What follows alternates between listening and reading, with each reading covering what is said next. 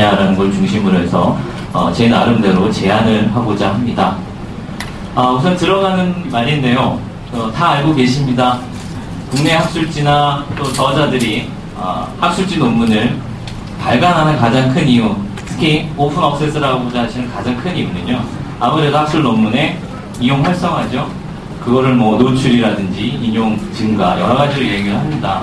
근데 여기서 한 가지 짚고 넘어가야 될 것이 뭐냐면, 그 학술 논문의 이용 활성화라는 부분에서 지금까지는 어떻게 이해하고 있었냐면, 개인 이용자들이 실질적으로 학술 논문에 접근해서 보는 수준으로만 끝났습니다. 그러다 보니까 많은 유통이 되어야 되는 환경이, 즉 이용자 접점이 제한적이었다는 거죠.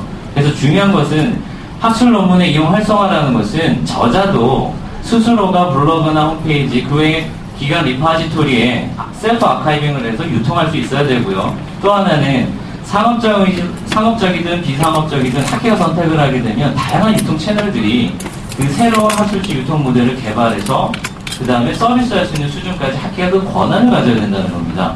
거기에 대한 이야기를 제가 말씀을 드리려고 하고요. 그래서 본 발표에서는요, 국내 학술지들의 그 유통과 판매, 그 출판 구조를 제가 분석을 했고요. 그걸 통해서 그럼 학회 입장에서 학술지를 어떻게 유통하고 서비스할 수 있을 것인가, 그 제안을 하고자 합니다. 그래서 구체적인 결론부터 말씀을 드리면요, 우선은 국내 학술지 저작권과 라이선스 표준화하시는 게 필요하고요.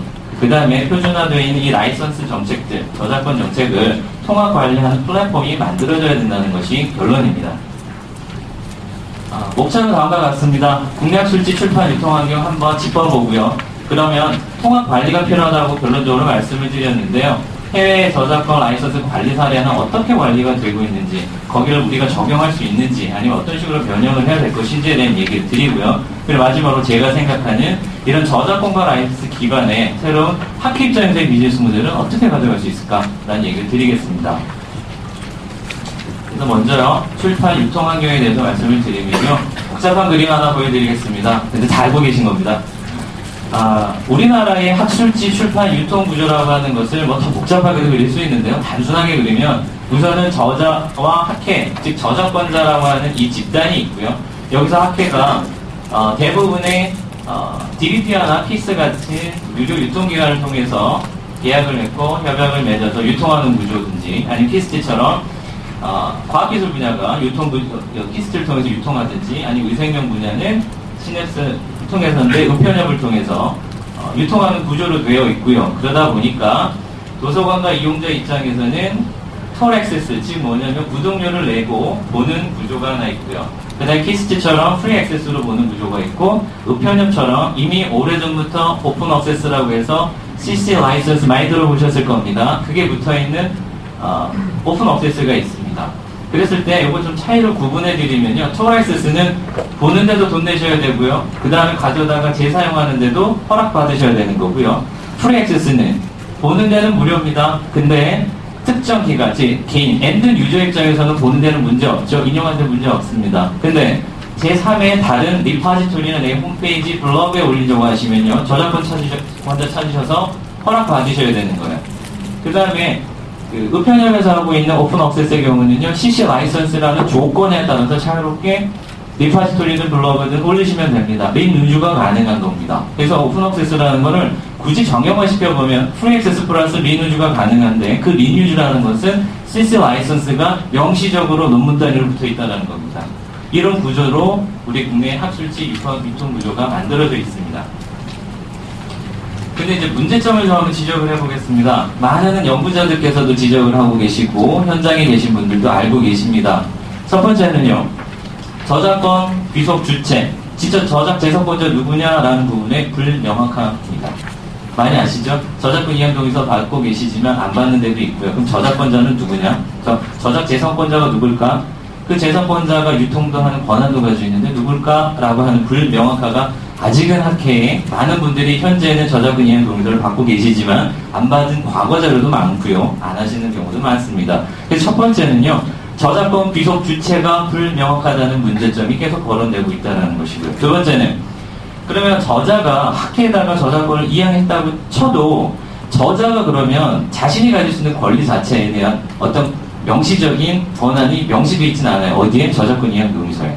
그러니까 저자가 실질적으로 개별적인 어떤 학회의 경우는 저작권 이행 동의가 상당히 잘 되어 있습니다. 그래서 저자께서 어느 범위 내에서는 이용할 수 있고 개인 블로그나 어디 올릴 수 있다라고 명시를 해놓지만 대부분의 경우는 그런 조건 없이 저작권은 무조건 함께 양도된다 이런 식으로 돼 있어요. 그러니까 저자가 투고하고 나서도 자신의 논문을 기관에 리파지토리 하거나 어떤 교육적 학술적인 목적으로 쓰고자 할 때 학회한테 저작권을 넘겼기 때문에 허락을 받아야 되는 그런 상황이 발생하죠. 그래서 이런 문제들이 좀 있고요. 그 다음에 세 번째는 많이 들어보신 말 중에 또 하나가 공공기금의 지원을 받은 논문의 경우는 국민의 세금으로 만들어졌으니 자유롭게 볼 수 있게 해야 되지 않겠느냐라고 하는 게 퍼블릭 액세스인데요. 이 부분에 대한 것도 학회가 명시적으로 표현을 해주지 못하고 있다는 겁니다. 이게 저자와 학회라고 하는 저작권 주체가 결정되는 이 상황에서 생기는 문제고요. 또 하나는 우선은 학회가 어쨌든 저작권자가 됐다고 했을 때 학회와 유통기관 그 다음에 실질적으로 이용하는 도서관과 이용자 간의 어떤 비즈니스, 즉 유통과 관련된 문제가 좀 있는데요. 첫 번째는 좀 재정이 탄탄한 학회의 경우에는 상관이 없는데요. 재정이 탄탄하지 않은 학회는 출판 처리 비용이 저작권이 그 유통기관을 통해서 받는 게 상당히 많은 부분을 차지합니다. 그렇다고 뭐 100%는 아니고요. 한 30-40% 정도 됐을 텐데 그걸 포기하기는 참 힘들죠. 그러니까 유통 구조 자체가 구독 기반으로 갈 수밖에 없어요. 그래서 오해하기가 참 힘든 구조를 가지고 있습니다. 그 다음에 두 번째는 같은 이야기인데요. 유통 구조가 아까 보여드렸던 유료 유통기관, 키스티, 우편협이라고 하는 그냥 유통 플랫폼이 크게 세 가지 정도로 고정화되어 있다 보니까 유통 구조가 N대1, 즉 다수의 학회가 하나의 유통 플랫폼이 종속되어 가는 구조를 가진다는 거죠. 그것이 나쁜 건 아닙니다. 왜? 직접 효과라는 것이 있기 때문에. 그런데 지금의 오픈 억세스와 프리 억세스가 다양해지는 경우에는 유통 플랫폼이 하나로 종속됐을 경우에 문제점은 뭐냐면 그 유통 플랫폼이 다양한 유통 경로로 확산하려고 하는 정책을 안 가지고 있을 때 그러면 창구는 하나밖에 없다는 거죠. 그럼 인용과 노출이라는 것은 제한적일 수밖에 없는 겁니다. 실질적으로. 근데 학회 입장에서는 사실 유통 플랫폼이 없으니까 그렇게 할 수밖에 없죠. 그래서 키스티가 지금 준비하고 있는 전주기 플랫폼 자체도 학회한테 그 권한을 주자는 기본적인 철학에서 시작이 된 걸로 알고 있고 제가 오늘 발표하는 것도 학회가 그 주도권을 가지자는 의미에서 말씀을 드리는 겁니다. 그리고 가장 큰 문제는요, 학회가요, 오픈 억세스에 대해서 정확히 잘 모르신다는 겁니다. 어렵죠. 당연히 어렵습니다. 근데 조금만 시도를 하게 되면 오픈 억세스라고 하는 개념이 그렇게 어렵진 않거든요. 마지막에 남는 것은 오픈 억세스를 하기 위한 재원 마련이 중요한 거죠. 오픈 억세스 개념을 이해하시는 것이 어려운 건 아닌데 아직까지 정확하게 이해를 못하고 있다라고 하는 게 판단이고요. 그래서 예를 들어서 해외는 안 그럴 것 같죠. 근데 해외도 그렇습니다. 해외라고 다 잘하는 거 아닙니다. DOAJ를 분석을 해봤습니다. DOAJ가 오픈 억세스들이 모여있는 디렉토리거든요. 전수조사를 해봤습니다. 키스티가 좋은 게요. 전수조사하게 돈들 대주세요. 그래서 전수조사를 다 해봤습니다. 했더니 실질적으로 제가 11년도에 했는데요. 그 중에 67%는 풀 액세스입니다. 오픈 억세스가 아니고요. 풀 액세스예요. 그러니까 오픈 억세스라고 자신들도 올려놨는데 조사를 해보면 그것이 프리 억세스입니다. 그럼 국내는 어떨까요? 과정의 평가 기준이나 여러 가지로 이제 논문들을 제출하시겠지만 아직까지 대부분은 프리 액세스면서 오픈 억세스화 진행을 하고 있는 단계라고 할 수가 있습니다. 자, 그래서 이걸 한번 정리를 해볼게요. 그러면 우리나라에는 오픈 억세스 정책이라는 게 아무래도 해외하고 좀 다릅니다. 해외는 출판사의 가격이 올라가면서 자생적으로 이루어졌는데 우리나라는 그것을 그런 오픈 억세스라고 하는 것이 정부나 어떤 기관 차원, 즉 연구 지원 기관 차원에서 정책적으로 받아들였거든요. 그런 걸 정책적으로 받아들이는 게 크게 문체부가 지원하고 키스티가 수행했던 2009년부터 2013년도까지 오크 사업입니다. 오픈 액세스 코리아 사업이라고. 근데 이 부분이 오픈 억세스에 대한 기본적인 인식의 제고는 충분히 시켜드렸습니다. 근데 현실적인 한계도 좀 짚어볼 수 있는 게 모든 전 분야를 대상으로 해서 어떤 인식 제고는 있었지만 실제로 오픈 억세스 전역이 과학기술 분야에 좀 국한되어 있다는 한계점은 가지고 있습니다. 그 외에 이제 연구재단이나 과총 이 두 기관이 작년까지 계속 오픈 억세스와 관련된 나름대로의 평가 기준을 주고 실시를 하고 있습니다. 근데 문제는 뭐냐면요. 뒷장에서 말씀드리겠지만 정책이 세워졌다고 해서 정책 기관이 정한다고 해서 저작권이 해결되는 문제는 아니거든요. 즉 학회와 저자, 그다음 유통기관이 맞물려 있는 이 하단의 저작권 레벨에서 유통 레벨에서 그걸 받침을 해주지 못하기 때문에 실질적으로는 시행이 잘 안 되고 있죠. 즉 정책적으로 어떤 푸시를 하고 있는데 그것이 그 밑단의 하부 그 저작권 레벨에서의 유통 구조에서는 쉽게 바뀌지 못하고 있다는 겁니다. 그 중에 이제 가장 큰 좋은 모델이 우편협 중심의 저널들입니다. 그래서 민간 차원에서 오픈 억세스를 추진했는데 이건 아무래도 의생명 분야 자체가 그 특성 때문에 그럴 수도 있는데요. 여기서 가장 좋은 사례가 있습니다. 그래서 시냅스를 통해서 의학 분야의 오픈 억세스 저널들이 대외적으로 확산이 되고 있습니다. 근데 내부적으로 또 찝어보면 여러 가지 문제가 있겠지만 그것까지 말씀드릴 수는 없는데 가장 모범적인 사례라고 국내에서 볼 수 있는 겁니다. 그래서 이걸 정리를 해보면요. 첫 번째는요, 정책적인 수준에서인데요. 정부나 연구 지원기관에서 오픈 억세스라고 하는 나름대로의 사업들, 오크 사업과 그냥 평가 기준을 가지고 오픈 억세스를 독려를 하고 있습니다. 근데 아마 잘 아시겠지만 그런 동료가 있다고 하더라도 실질적으로 그것이 이 저작권과 출판 유통 구조라고 하는 여기서 이루어지는 것까지 변화시키기에는 아직은 한계가 있습니다. 오픈 억세스라고 하는 여러 가지 인식은 제고시켰을지 모르겠지만 실제로 저작권을 시작으로 한 오픈 억세스, 근데 출판까지 가기에는 시장이 아직은 경직돼 있다는 거죠. 그걸 정리를 해보면 첫 번째 학회와 저작권 사이에서는 첫 번째는 저작 귀속권, 즉 저작권 귀속 주체, 즉 재산권자가 누구냐라고 하는 그 부분이 명확해져야 되는데 아직은 명확하지 않은 학회들이 좀 다수 있다는 거고요. 그 다음에 학회가 저작권을 가진 후에 저자한테 스스로가 기관이든 블로그에 아카이빙하거나 포스팅할 수 있는 그 권한을 명시적으로 표현하고 있는 학회가 그렇게 많지 않다는 거. 그 다음에 가장 중요한 건 오픈 억세스에는 정확한 이해가 아직은 부족하다는 것이고요. 그 다음 말씀드릴 수 있는 것은 그러면 학회와 유통기관이라고 하는 이 두 집단에서 이루어지고 있는 것은 아무래도 우리나라가 영세한 어떤 학술지 유통 환경에서 자생적으로 어떤 해결책을 찾아가는 과거의 모델이라고 하면은 다수 큰 유통기관을 통해서 유통하는 것이 맞습니다. 이것이 나쁜 것은 아닌데, 근데 향후에까지 계속 이렇게 가야 될 것이냐 했을 때 다수의 학회와 하나의 유통기관이 맞물려 있는 이런 유통구조는 아무래도 이제 글로벌 시대에는 좀 제한적인 경직되어 있는 유통 플랫폼이 아닐까 하는 생각을 하고요. 그러다 보니까 도서관과 이용자 입장에서는요, 우리나라는 현재 정확하게 톨액세스와 프리액세스와 그다음 오픈 억세스가 혼재되어 있고 각각의 단위로 연결이 되어 있고 그것이 이동하기 참 힘듭니다. 프리액세스면서 톨액세스로 가기도 힘들고요. 그 다음에 여러 가지 10년치라고 하면 어느 5년치는 오픈 억세스로 가다 프리액세스를 했을 때 그 정책도 정리가 안 되어 있기 때문에 잘못하게 되면 프리액세스인데 오픈 억세스인 줄 갖다 사용하고 저작권 문제도 생길 수 있고요. 그러니까 이런 관리들이 정말 안 됩니다. 그리고 또 똑같은 거예요. 학회와 마찬가지로 이용자와 도서관도 오픈 억세스가 정확히 뭐지? 이 부분을 잘 모르고 있기 때문에 그냥 과정에서 아니면 연구전에서 이 오해라고 했을 때 가져다가 오해이니까 마음대로 쓰면 되겠지? 라고 생각할 수 있거든요. 저작권 문제가 발생할 수 있습니다. 그래서 정리해봤습니다. 국내 학술지 유통 구조에서 세 가지 해결 과제는 첫 번째는요. 아무래도 그 시작입니다. 저자와 학회 간에 저작권 귀속 주체를 명확하게 하는 거고요. 명확하게 한 후에는 저자들의 셀프 아카이빙이 가능한 정책들을 구조적으로 정확하게 명시적으로 표현해줘야 된다는 것이고요.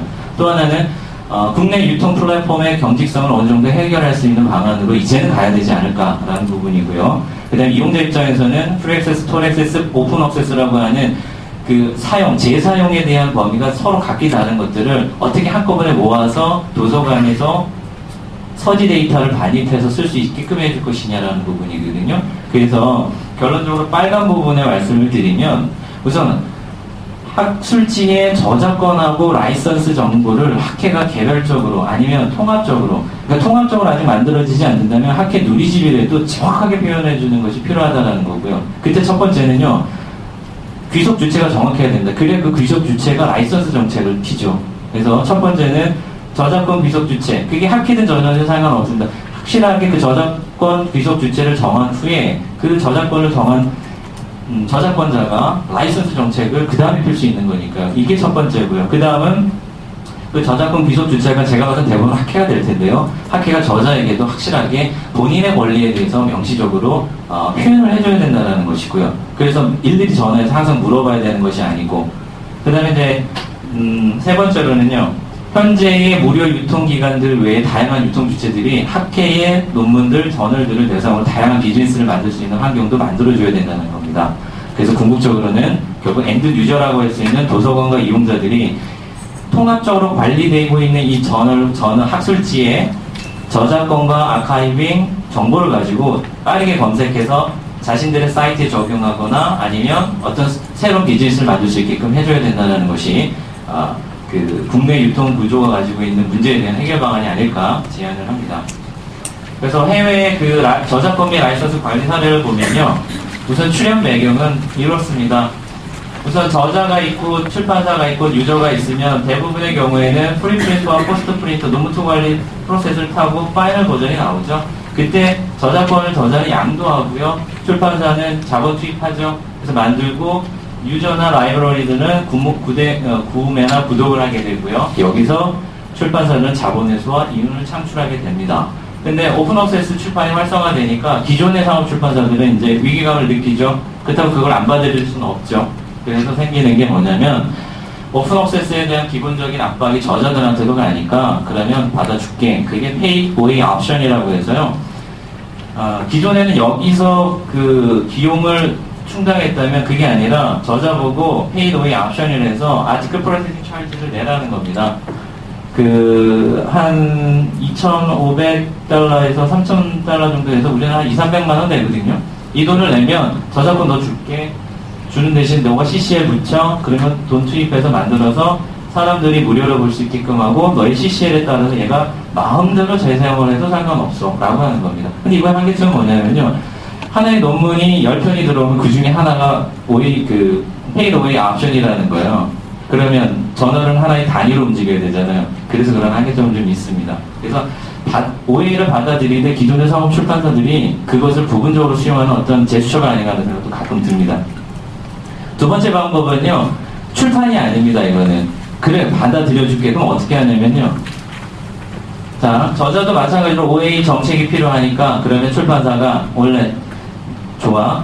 기존 비즈니스 모델을 바꾸기에는 시장이 불안정하니까 근데 OA는 받아들여야 돼. 그래서 저자가 가지고 있는 프리프린트와 포스트 프린터라는 오서 버전을 이 출판사들이 저자에게 기간 리파지토리나 아니면 본인들의 웹사이트에 아카이빙 할 수 있도록 허락하는 정책, 즉 셀프 아카이빙 정책을 선언을 하기 시작을 합니다. 그래서 이건요, 그 출판사들이요, 페이드 웨이 옵션처럼 출판을 해결하는 것이 아니라 접근 자체를 그냥 프리하게 해줄게. 이거 돈 내야 되잖아요. 돈 내는 게 아니라 요 버전을 놓으면 이용자들이 무료로 볼 수 있게끔 하는, 이거는 내가 오픈 액세스니까 이 정도는 해줄게 라고 이야기하는 겁니다. 그게 셀프 아카이빙이에요. 그러다 보니까 뭐가 출현하기 시작하냐면 출판사에 맨날 전화할 거 아니야, 저자들이요. 그러니까 그러지 말고 하나로 합쳐서 통합적으로 관리하자, 그런 정책들을. 그래서 나온 것이 그 셀파 로미오처럼 각각의 출판사와 학회들이 가지고 있는 저작권과 셀프 아카이빙 정책을 한 사이트에 모아놓고 관리를 합니다. 그러면 그 해당 학회의 저자들이나 관련된 도서관의 그 사전회원들이 여기 들어가서 검색해서 이 학회들은 이 학술지 이 출판사 거는 셀프 아카이빙 가능하니까 저자한테 얘기하죠. 기간 리파지토리 아카이빙 하셔도 아무 문제 없습니다 라고 하는 것을 명시적으로 표현하는 거예요. 그러니까 시간적으로 얼마나 효율적이고 효과적이겠습니까? 이 사이트를 운영하고 있고요. 그걸 합쳐보면 영국의 디스크가 하고 있는 그 셀파 로미오라는 게 있고요. 일본도 이제 이것을 따라하면서 만든 게 여기 써있죠. SCPJ라고 해서 Society Copyright Policies in Japan이라고 하는 것을 만들어서 운영을 하고 있습니다. 이걸 벤치킹 마킹해서 만들어낸 사이트입니다. 우리나라도 이게 필요하다는 얘기를 제가 해드리고 싶은 거고요. 보시게 되면은 셀파 로미오는 2000년대 초반부터 해가지고 쭉 올라가도 현재 1250개의 출판사 학회가 참여하고 있고요. 꾸준히 늘어나고 있고요. 일본의 경우에도 지금 현재 2607개의 학회가 참여를 하고 있고 꾸준히 늘어나고 있습니다. 그래서 보면요. 우선 셀파 로미오에 있는 그 출판사들의 아카이빙 정책을 색깔로 구분하고 있습니다. 그린, 블루, 옐로우, 화이트 이렇게 하고 있는데요.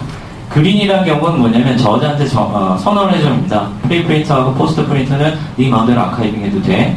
어느 경우에는 퍼블리셔 버전이라고 하는 파이널 버전까지 할 수 있다. 블루의 경우에는 포스트 프린트, 그 다음에 옐로우 경우에는 프리프린트만, 화이트는 안 돼요 라고 얘기하거든요. 근데 셀파 로미오의 지금 그 자신들의 정책을 선언해 놓은 출판사들 보면요, 한 69%가 셀프 아카이빙 다 허락하고 있습니다. 일본의 경우 보겠습니다. 일본의 경우도 똑같이 벤치마킹인데 하나 다르게 있습니다. 그레이라고 하는 것이 있습니다. 이건 우리나라에서도 적용해야 되는 모델인데요.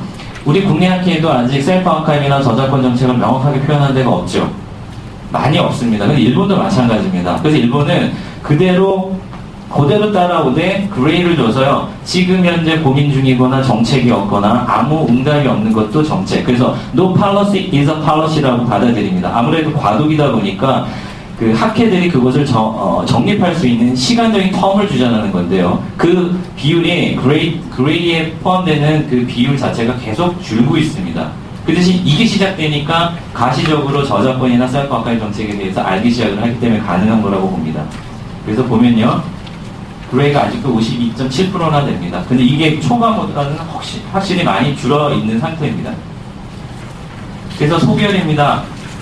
해외 경우에는요, 제가 조사해보니까, 어쨌든 출판사와 학회가 저작권 귀속 주체일 경우를 상정해 놓은 상태에서 저 사이트들이 운영이 되고 있다는 거고요. 근데 한 가지 문제는 뭐냐면, 출판사들이 기존의 구독 모델을 그대로 유지하면서 오픈 억세스를 받아들이다 보니까 셀프 아카이빙, 즉, 프리 액세스만 가능하게 하는 정책을 가지고 있다는 것이죠. 근데 국내 경우는 셀프 아카이빙 외에도 다양한 출판 비즈니스가 이루어져야 될 거라고 생각합니다. 학회 입장에서. 그래서 제가 생각할 때는요.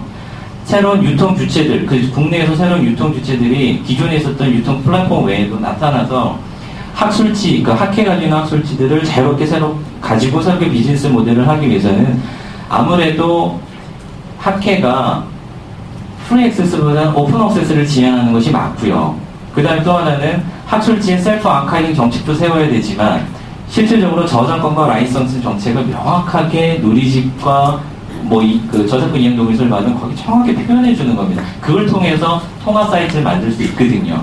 그 다음에 중요한 거는 그것을 개별 학술지 누리집에도 표현하는 것도 중요하지만 새로운 유통 비즈니스를 만들려고 하면 이것이 통합 관리될 필요가 있다. 해외의 경우처럼. 그래서 제가 제안하는 비즈니스 모델입니다. 학술지의 저작권과 라이선스를 관리함으로써 새롭게 가지는 비즈니스 모델이 뭐가 있을까?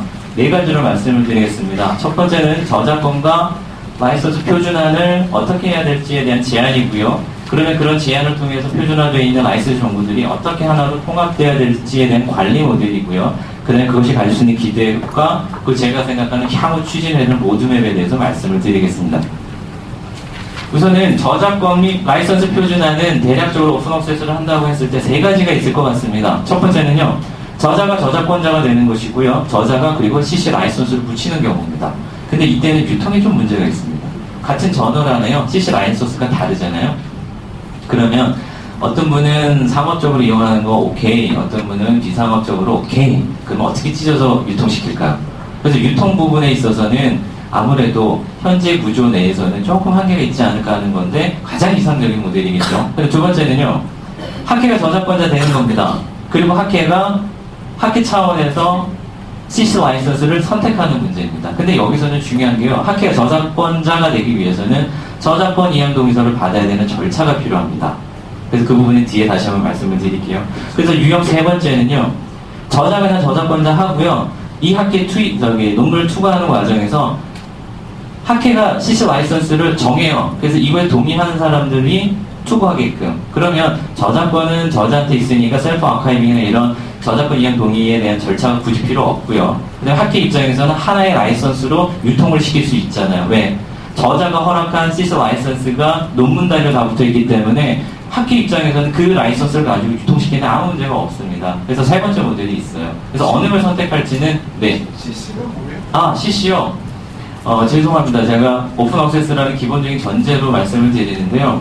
저작권자가요, 자신의 논문을 누구나 사용할 수 있게끔 선언해 놓는 라이선스를 크리에이티브 커먼스 라이선스라고 합니다.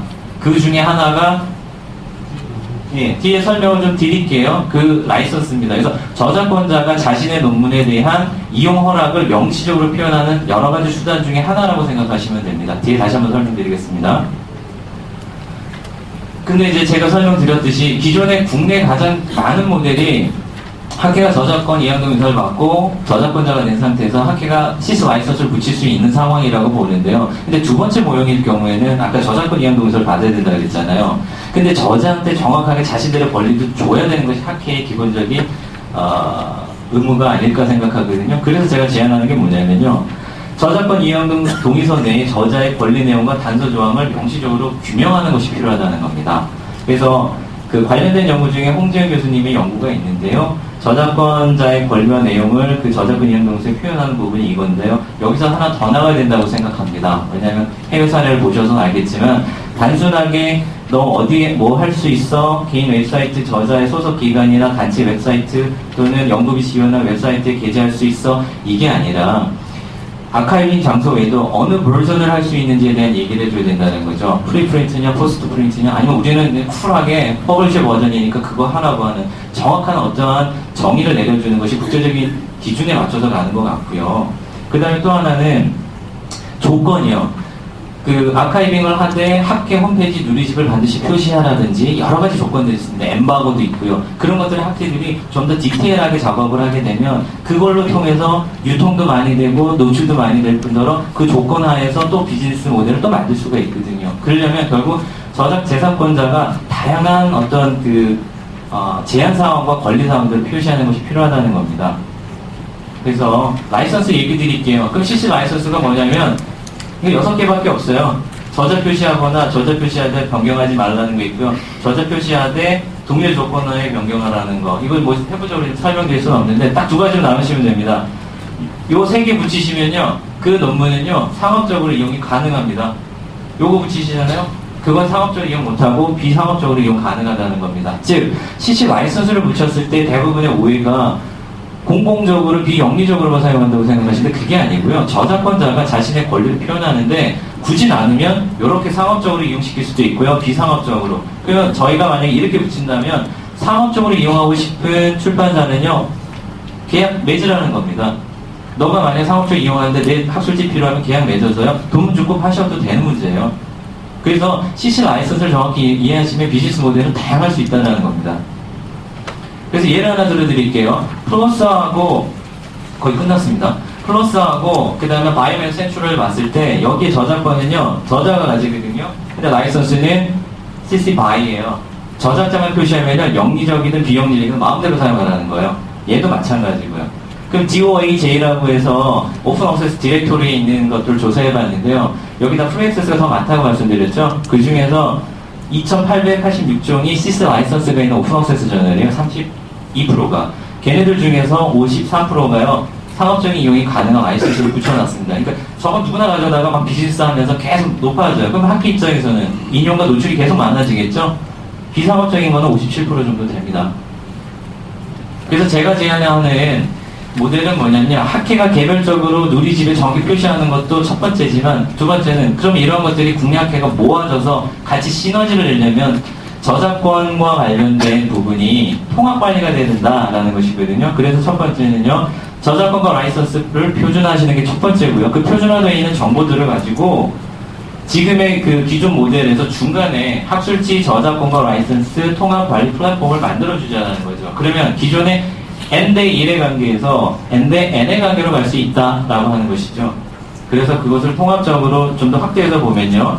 이 플랫폼을 통해서 저자들은 자신들이 셀프 아카이빙이 가능한지를 확인할 수 있고요. 그 다음에 이걸 통해서 기존의 유료나 무료를 통해서 도서관들이 연결되어 있었던 구조에서 이것도 하나의 그냥 유통 플랫폼이고 제3의 유통 플랫폼도 계속 만들어질 수 있는 구조로 가자는 거고요. 그렇게 되면은 우선은 학술지와 출판사 정보가 필요하거든요. 그럼 기존의 키스트가 상당히 많이 아카이빙을 해놓은 상태예요.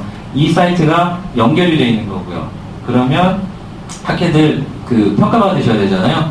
평가, 연구지원기관인 한국연구재단 등 발송 등에 그 계속 그 자료 내셔야 되잖아요. 저작권이랑. 그냥 바로 연결시켜서 인증받으시면 되는 문제고요. 또 하나는 해외에 로미오나 DOAJ도 저작권 정책을 그 내게 돼 있거든요. 그냥 API로 제공을 해주면 학회 입장에서 아무거 없이 여기다 올리시면 그냥 원스톱으로 모든 것이 다 끝나고 비즈니스까지 이루어지는 모델이라고 생각합니다. 그래서 기대 효과는요. 유통 주체가 다양해진다는 거. 저자와 학회들은 현재 논문을 보다 다양하게 유통시킬 수 있다는 거. 그럼 도서관 입장에서는 기존에 그냥 분산돼 있어서 자신들이 그 주체적으로 주체적으로 서비스를 못했던 것들을 주체적으로 할 수 있다라는 거. 그다음에 연구재단의 과총 입장에서도 계속 저작권 문제가 불거지고 학회 개별적으로 접근하는 문제들이 이 통합 플랫폼을 통해서는 일괄적으로 확인하고 그다음에 그 학회들한테 공고를 할 수 있다라는 거. 그 부분입니다. 그래서 추진 로드맵은요, 학회들 입장에서는요, 저자와 학회 간의 저작권 권리 규칙 명확하게 하시고요. 그 다음에 저자의 셀프 아카이브 정책도 명확하게 하시고, 그러면 저작권자가 학술지 논문에 대한 라이선스를 표준화하시면 되고요. CC 라이선스로. 그러면 이런 것들이 학회 누리집에 표시가 되면 그것을 통합 관리할 수 있는 플랫폼을 개발하고 그 통합 플랫폼을 운영하는 주체들이 나왔으면 좋겠습니다. 제 생각에는 연구재단이라든지 키스티가 좀 했으면 좋겠고요. 거기서 하는 역할이 어떤 등록 지원이라든지 전문 상담과 컨설팅, 그 다음에 그 품질, 왜냐면 저작권 정보니까 그걸 관리할 수 있는 신뢰성을 품질 관리를 해주고요. 근데 전체적으로 오픈 억세스가 한 곳에 모일 수 있는 아카이브 역할을 해주면 좋지 않을까 하는 생각을 합니다. 그리고 5번째는 모아놓기만 하면 뭐합니까? 학회들이 다른 비즈니스를 하기에는 바쁘십니다. 이 통합 플랫폼에서 그 오픈 억세스, 프리 액세스 다 받아들이는 걸 가지고 새로운 비즈니스 모델이 무엇인지를 고민하고 학회가 저작권료를 받지 않으면서도 다양하게 그 수익 구조를 갈 수 있는 것을 고민해 줘야 되지 않을까 하는 생각을 하고요. 그러다 보면은 우리가 원하는 학회 차원에서의 다양한 비즈니스가 나올 거라고 생각이 들고요. 그래서 마지막은요. 그래서 국내 학회들의 이해관계자 지금 오셨지만 여기 계신 분들이 저작권과 라이선스 정책 관리에 대해서 조금 더 강한 의지를 좀 가지셨으면 좋겠고, 그 다음에 전제에서 말씀드렸지만 오픈 억세스를 하기 위해서는 돈이 필요합니다. 그런 재정적인 재원 마련을 위해서 정부라든지 키스티, 기타 또 학회 차원에서의 다른 어떤 앞에서 해결하는 생산비용을 해결하는 재원 마련에 대한 의지가 더 필요하지 않을까 생각이 듭니다. 한 5분 정도 제가 초과했는데요. 이상으로 마치겠습니다.